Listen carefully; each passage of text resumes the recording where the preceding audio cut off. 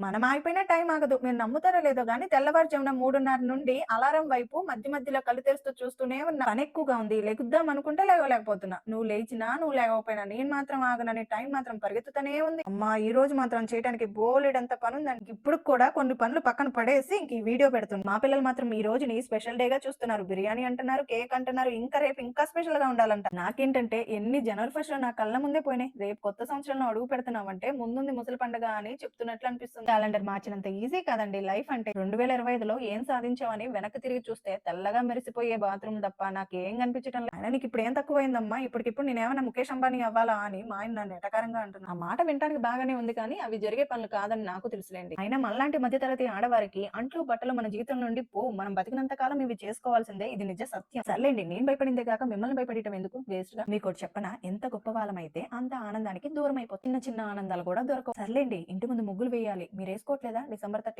అంటే రంగులతో ముగ్గులేయకుండా ఎవరు ఉండరులేండి. ఇప్పుడు నేను ఆ పనే స్టార్ట్ చేస్తా. ఇప్పుడు 7కి స్టార్ట్ చేస్తేనే రాత్రి 12 అయితదండి.